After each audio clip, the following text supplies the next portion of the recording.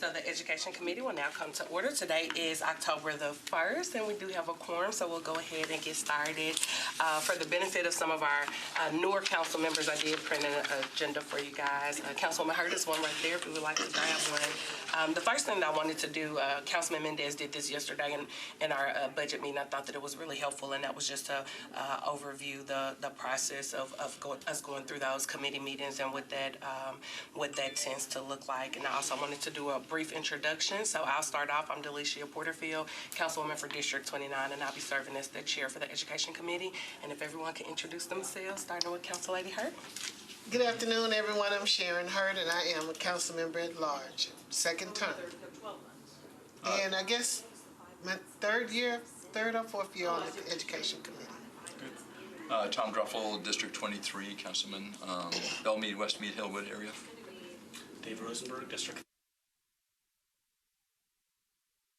which is like Vanderbilt and Belmont area, and a former teacher, so I'm really glad to be on this committee. Awesome. So we'll go ahead and go right into the agenda. We actually only have one thing on the agenda today. And what I did just to make it a little more friendly for our newer council members, I included the page that it is on the agenda that we have. So the first item is on the first page of the agenda. Now, please don't get spoiled. This won't happen every meeting, but I did want to go ahead and get you guys started because I know it was a little, it could be a bit overwhelming for your first few meetings. So I just wanted to make sure that you guys had access to that. So we will go ahead and get started. So the first item on our agenda is Resolution RS 2019-3, a resolution accepting a grant from the Flora Family Foundation to the Metropolitan Government of Nashville and Davidson County, acting by and through the Committee Education Commission to support a special projects fund for the development of new ideas. So moved. Thank you. It's been moved and properly second. Do we have anyone here from the Community Education Commission to discuss it? Can you tell us about this? Yeah, great. I'm the Executive Director for the Community Education Commission, Beth Harding. One of our volunteers is a member of one of her family's foundations, and she just approached us asking if she could give an executive grant that we could use however we would like. I did not come up with the language. I just want to make that very clear. So they approached us and would like to give us this $10,000 to do whatever we would like with it. We are looking into getting types of online classes so that we can reach more people at a slightly even lesser cost, and for people who are time sensitive or have very little time in their schedules. So that is our main reason we would like to take this grant and buy some equipment that could help us start setting that program up. So the new ideas, you're just looking for a new purpose or a different purpose for the money? Oh, that's their language. I did not come up with that. I have plenty of ways to use the $10,000 already.